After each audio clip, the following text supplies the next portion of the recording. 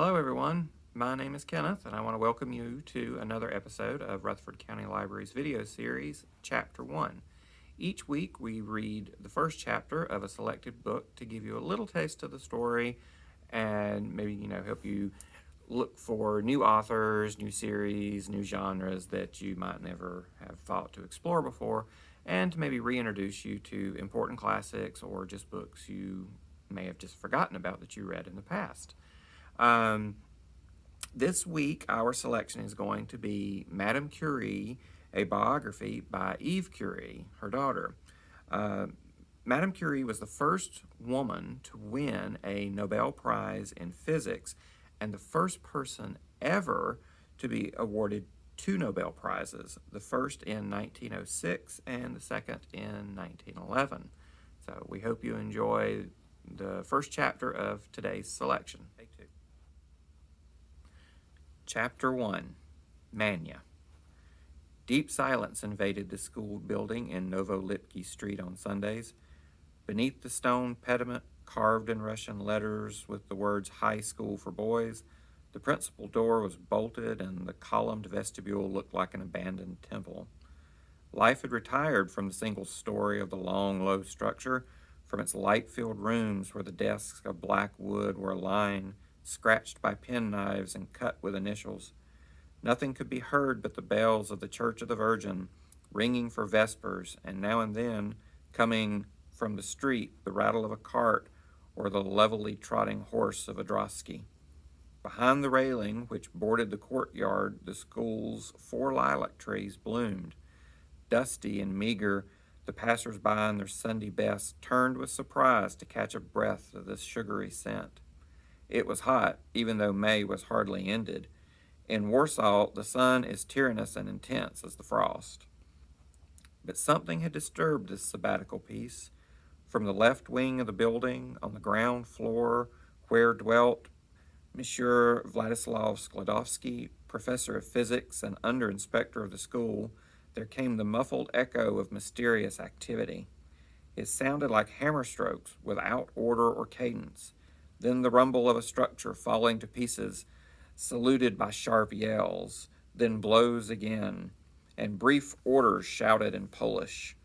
Hella, I've run out of munitions. The tower, Joseph. Aim at the tower. Manya, get out of the way.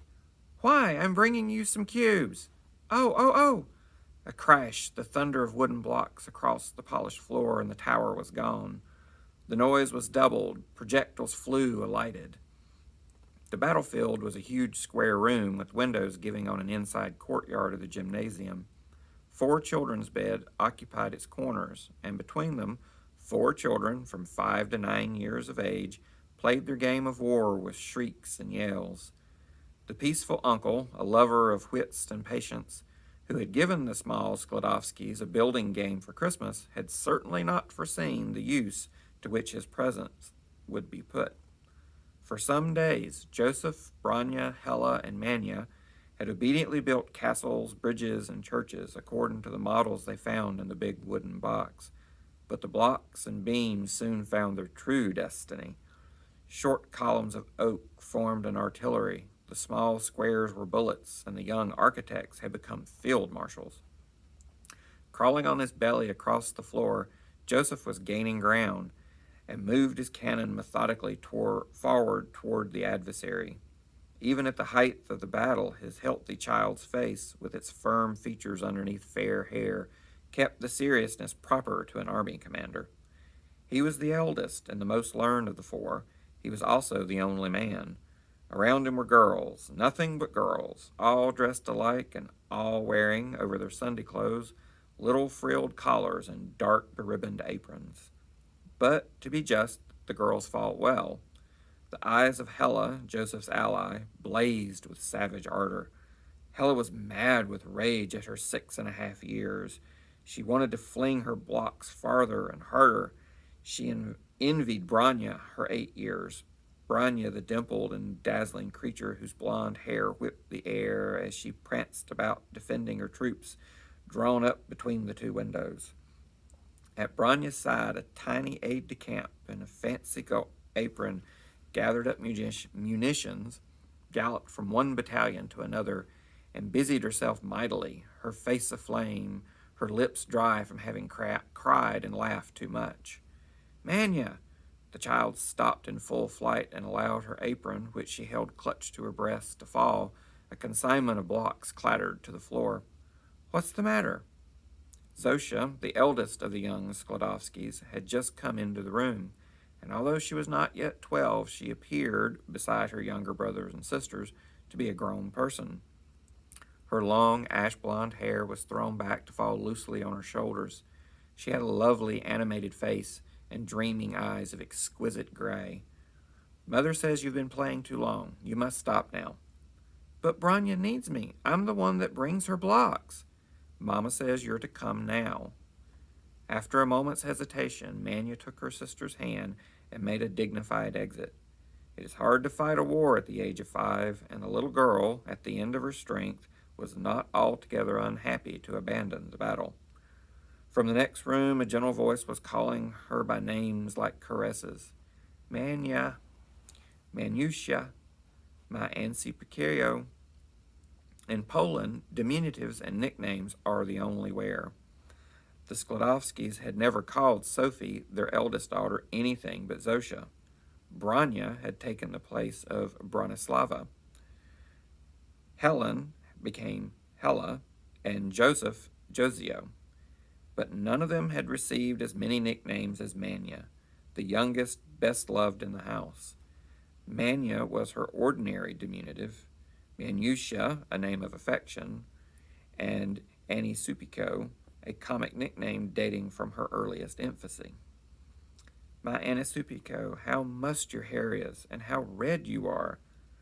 Delicate hands, too pale and too thin, tied the undone ribbons of the apron and smoothed the short curls from the stubborn face of the future scientist. Little by little, the child relaxed and was at peace. Manya had an infinite love for her mother. It seemed to her that no other creature on earth could be so graceful, so good, or so wise. Madame Sklodowska was the eldest daughter in a family of country squires. Her father, Felix Boguska, belonged to that small land-owning nobility which has so many representatives in Poland. Too poor to live on his own estate, he had to administer the property of families more powerful than his own.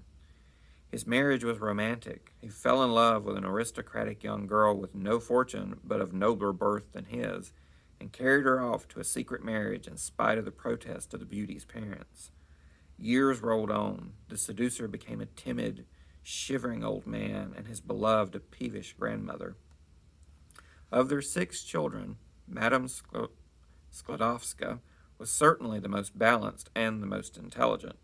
She received a very good education in a private school in Warsaw, and having decided to devote herself to teaching, became a professor in the same school and finally director of the institution. When, in 1860, Professor Vladislav Sklodowski asked her hand in marriage, he was choosing a very accomplished wife. She had no money, but she was well-born, she was pious, and she was active.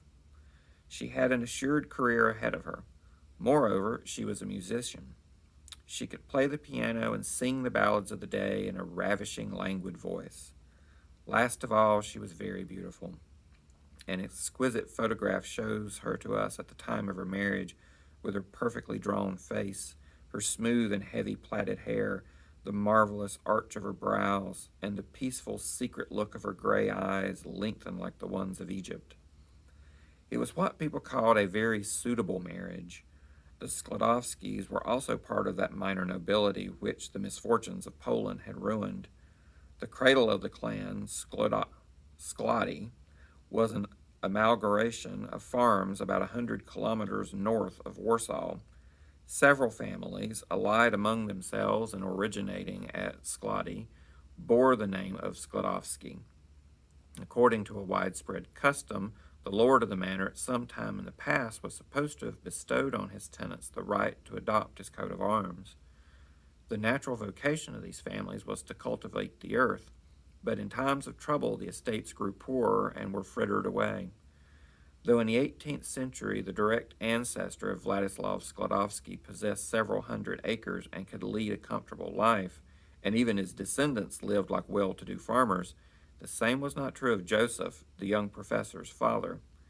In his desire to improve his own condition and to honor the name of which he was so proud, that Sklodowsky turned away to study, and after a career made dramatic by wars and revolutions, he is to be found directing the boys' school in an important town, Lublin. He was the first intellectual in the family. The Bugowski and the Sklodowski formed a numerous households.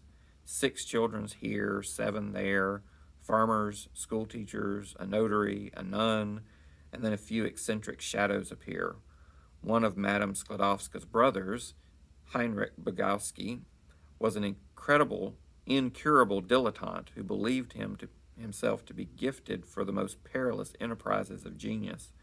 And as for the reckless Zlatislav Sklodowski, the professor's brother, that jolly fellow, who was successively a lawyer in Petersburg, a soldier in the Polish insurrection and in exile, a provincial poet and doctor of law at Toulouse, wavered perpetually between ruin and riches. On both sides of the family, hotheads and peaceable characters occur at once. Men of judgment rub shoulders with knights errant. The parents of Marie Curie were among the judicious.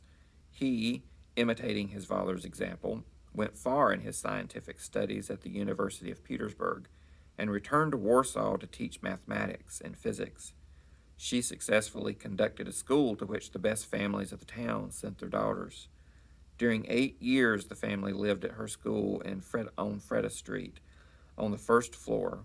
Every morning, as the schoolmaster left the conjugal lodging, which gave on to the courtyard with balconies light as garlands from window to window, the rooms at the front of the house echoed with the chatter of young girls waiting for their first class. But when, in 1868, Vladislav Sklodowsky left the school where he had been teaching to become professor and under-inspector at the high school in Novolipki Street, his wife had to adapt herself to the new existence. It would have been impossible for her to live in the apartment allotted them by her husband's new position, keep her place as principal of the girls' school, and at the same time bring up the 5 children she had brought into the world. Not without regret, Madame Sklodowska gave up her work at the boarding school and left the Freda Street house where, some months before, November 7, 1867, she had given birth to Marie Curie, little Manya. Now then, Anasupico, are you asleep? Manya, doubled up on a little hassock at her mother's feet, shook her head. No, Mama, I'm all right. Once again, Madame Sklodowska ran her light fingers over the forehead of her youngest child. That familiar gesture was the sweetest Manya knew. As far back as Manya could remember, she had never been kissed by her mother. She could imagine no greater happiness than to crouch nearby, as close as possible to the pensive and charming figure, and to feel confusedly, by almost imperceptible signs, a word, a smile, an affectionate look, what immense tenderness watched over her young destiny. She did not yet understand the cruel origin of these rites and of the isolation to which her mother was condemned. Madame Sklodowska was seriously ill. The first sign of tuberculosis had appeared when Manya was born, and in the 5 years since then, in spite of care and consultation, the disease had made certain progress.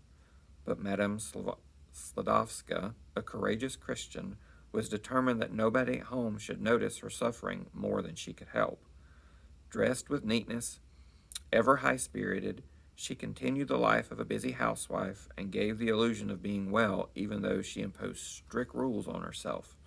She would use only dishes reserved for herself and would never embrace her son or her daughters. The little Sklodowskis knew very little about her dreadful disease, short attacks of dry coughing, which they heard from one room to the next, a desolate shadow on their father's face, and the short phrase, "Restore our mother's health," which for some time past had been added to their evening prayer. The young woman rose and gently put aside the child's hands that clung to her. "Let me go, Manyusha. I have things to do.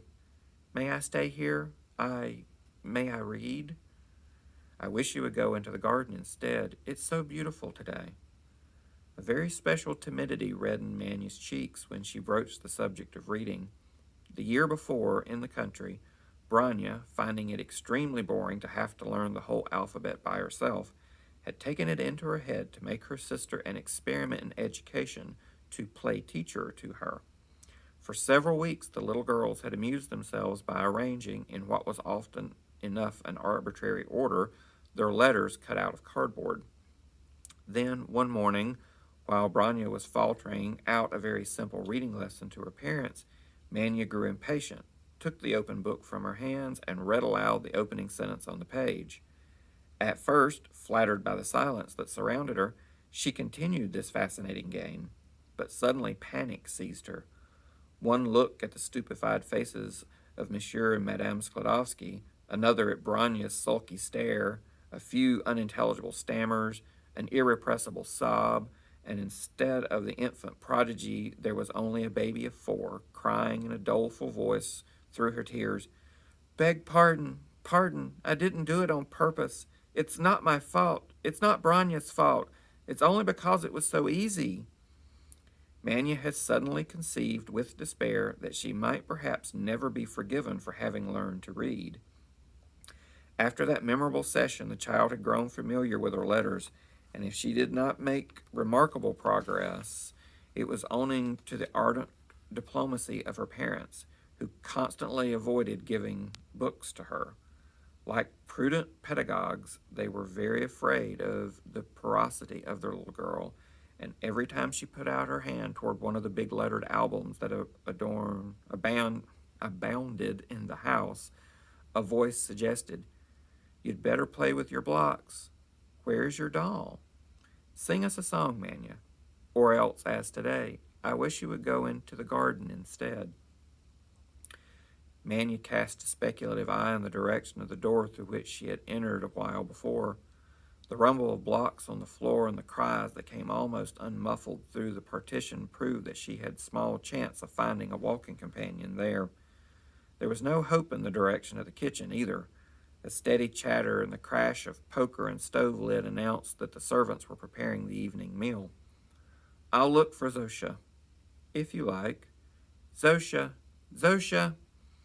Hand in hand, the two sisters went through the narrow yard where, every day, they had played hide-and-seek and blind-man's bluff. Passing the school buildings, they reached a big level garden guarded by its gate of worm-eaten wood. A faint smell of earth, of countryside, was exhaled from the meager grass and walled-in trees. "Zosha, are we going to Zawala pretty soon?" "Not yet. Not until July. But can you remember Zawala?" Manya, with her astonishing memory, could recollect it all.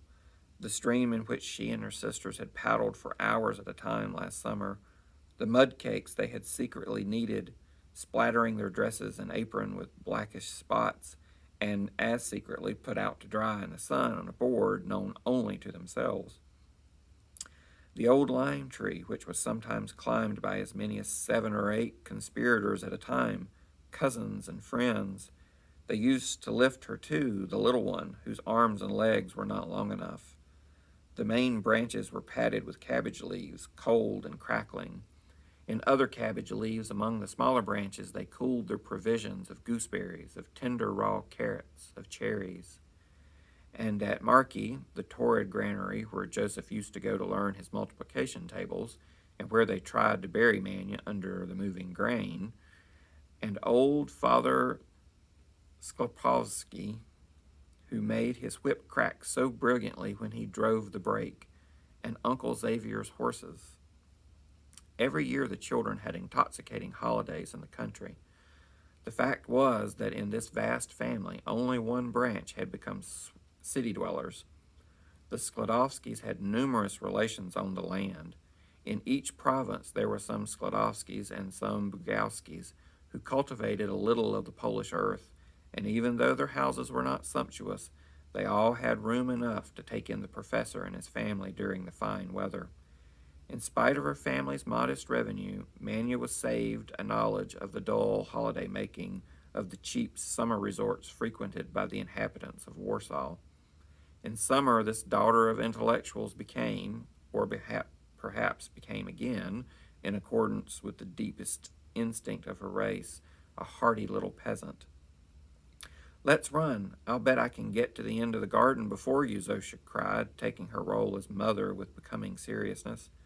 "I don't want to run. I want you to tell me a story." Nobody, not even the professor or his wife, could tell a story like Zosha. Her imagination added extraordinary touches, like the brilliant variations of a virtuoso, to every anecdote or fairy tale. She also composed short comedies, which she performed with spirit in front of her astonished sisters and brother. Zosha's gifts as author and actress had quite subjugated Manya, who giggled and shuddered by turns as she listened to adventures so fantastic that their thread was not always easy for a baby of 5 to follow. The girls turned back toward the house. As they drew nearer to the high school, the elder instinctively slowed down and lowered her voice. The story she was making up and declaiming was not finished. Even so, Zosha cut it short. The children walked silently past the windows in the right wing of the school, all veiled by the same stiff lace curtains. Behind those windows lived the person whom the Skladovsky family most feared and detested, Monsieur Ivanov, director of the gymnasium, the man who represented within the walls of that school the government of the Tsar. It was a cruel fate in the year 1872 to be a Pole, a Russian subject, and to belong to that vibrant intelligentsia whose nerves were so near the surface. Among them revolt was ever brooding, and they suffered more painfully than any other class in society from the servitude imposed upon them. Exactly a century before, greedy sovereigns, the powerful neighbors of a greatly weakened state, had decided Poland's ruin. 3 successive partitions had dismembered it into fragments which became officially German, Russian, and Austrian. On several occasions, the Poles rose against their oppressors. They succeeded only in strengthening the bonds that held them prisoners. After the failure of the heroic revolution of 1831, the Tsar Nicholas dictated severe measures of reprisal in Russian Poland. The patriots were imprisoned and deported in a body. Their property was confiscated. In 1863, another attempt and another catastrophe. The rebels had nothing but spades, scythes, and clubs to oppose the Tsarist rifles. 18 months of desperate struggle, and in the end the bodies of the insurgent leaders swung from 5 gibbets on the ramparts of Warsaw. Since then, everything had been done to enforce the obedience of a Poland that refused to die. While the convoys of chained rebels made their way toward the snows of Siberia, a flood of policemen, professors, and minor functionaries was let loose over the countryside. Their mission? To keep watch over the Poles, to wear down their religion, suppress suspicious books and newspapers, and abolish the use of the national language little by little. In a word, to kill the soul of a people. But in the other camp, resistance was quick to organize. Disastrous experience had proved to the Poles that they had no chance of reconquering their liberty by force, at least for the moment. Their task was, therefore, to wait, and to thwart the dangers of those who wait cowardice and discouragement. The battle, therefore, had changed ground. Its heroes were no longer those warriors armed with scythes who charged the Cossacks and died, saying, like the celebrated Louis Narbut, "What happiness to die for my country!" The new heroes were the intellectuals, the artists, priests, schoolteachers, those upon whom the mind of the new generation depended. Their courage consisted in forcing themselves to be hypocrites and in supporting any humiliation rather than lose the places in which the Tsar had tolerated them, and from which they still secretly influenced Polish youth, guide their compatriots. Thus, beneath the affectations of politeness, a profound antagonism existed between conqueror and conquered throughout the Polish schools, between the harassed teachers and the spying principals, the Skladowskis and the Ivanovs. The Ivanov who reigned over the school in Novolipki Street was particularly detestable. Without pity for the fate of his subordinates who had been forced to teach the children of their own country in the Russian language, he would pass with them from honeyed compliments to the coarsest reproof. In his zeal, Ivanov, who was an ignorant man, would review the compositions of day pupils looking for the Polishisms which occasionally slipped out in the work of little boys. His relations with the Professor Sklodowsky had grown singularly cold after the day when the latter, in defense of one of his pupils, had calmly replied, "Mr. Ivanov, if that child made a mistake, it was certainly only a slip. It happens that you, too, write Russian incorrectly at times, and indeed fairly often. I am convinced that you do not do it deliberately any more than the child does." The professor was talking to his wife of this same Ivanov when Zosha and Manya returned from their walk, slipped into their father's study. "Do you remember the Mass that the second-year boys had celebrated at church last week for the granting of their most ardent prayer? They had got up a collection among themselves to pay the cost, and they wouldn't tell the priest what this extraordinary prayer was. Well, little Brzezinski confessed the whole thing to me yesterday. They had learned that Ivanov's little girl had typhoid fever, and in their hatred for the principal, they had a mass said to bring about his child's death. If the poor priest had known that, he would be in despair at having taken such a responsibility in spite of himself." Monsieur Sklodowsky was delighted with the incident, but his wife, a more fervent Catholic than he, would not laugh at it. She bent over her work, which was singularly rough. With shoemaker's knife and owl, Madame Sklodowska was making shoes. One of her special characteristics was to find no task unworthy of her. Since her pregnancies and her illness had obliged her to stay indoors, she had learned the cobbler's trade, and therefore the shoes that the children wore out so quickly cost no more than the price of the leather in them. It was not so easy to get along. "This pair is for you, Manusha. See how fine your feet are going to look in them." Manya watched the long hands cutting out a sole and managing the sticky string. Nearby, her father had just settled himself comfortably in his favorite armchair. It would have been pleasant to climb up on his knees and make a mess of his big necktie, knotted with such care, or to pull the nut-brown beard that framed his rather heavy face and his kind smile. But the talk of the grown-ups was too boring. Ivanov, the police, the Tsar, deportation, a plot, Siberia. Every day since she had come into the world, Manya had heard the same phrases to which she obscurely attached some sort of fearful significance. By instinct, she withdrew from them, holding off the moment that she would have to understand. Isolating herself in deep childish dreams, the infant turned away from her parents and the murmur of their affectionate conversation, cut now and then by the sharp noise of the hammer on a nail, the squeak of the scissors on leather. With her nose in the air, Manya wandered about the room and stopped, like a boulevard idler, to admire the objects which were especially dear to her. This workroom was the finest room in the family lodging, or at any rate the most interesting to Manya. The big French mahogany desk, the Restoration armchairs covered by an indestructible red velvet, filled her with respect. How clean and shining the furniture was. One day, when Manya grew older and went to school, she would have a place at one end of the long ministerial desk with many drawers, Professor Sklodowsky's desk, around which the children assembled in the afternoon to do their work. Manya was not attracted by this majestic portrait of a bishop, framed in heavy gold and attributed in the family, but only in the family, to Titan, which decorated the wall at the end. Her admiration was reserved for the bright green malachite clock, fat and brilliant, which stood on the desk, and for the round table one of their cousins had brought from Palermo the year before.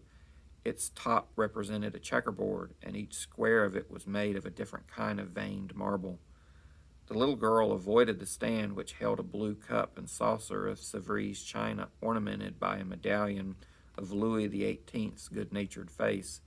She had been told 1,000 times not to touch it, and in consequence regarded it with terror. and finally stopped before the dearest of her treasures.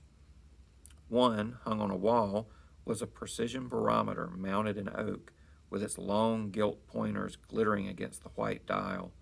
On certain days, the professor regulated and cleaned it minutely in front of his attentive children.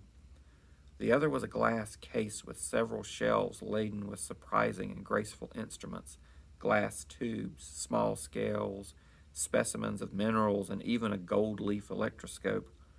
Professor Sklodowski used to take these objects into his classroom, but since the government had reduced the hours devoted to science, the glass case was always shut. Manya could not imagine what these fascinating trinkets were. One day, straining on the tips of her toes, she was contemplating them with bliss when her father simply told her their name, Physics Apparatus. A funny name. She did not forget it. She never forgot anything. And, as she was in high spirits, she sang the words in tune. Thank you for joining us for this episode of Chapter 1. If you enjoyed the first chapter of Madame Curie, a biography, you can find a copy of the book here at the Rutherford County Library. You can also find other books and DVDs at this library, other libraries in the county, as well as the wider NC Cardinal Consortium dealing with her life and her work on radiology. Be sure to check out our website at www.rutherfordcountylibrary.org, where you can search for material and access other library resources. And be sure to join us again next week for another episode of Chapter 1.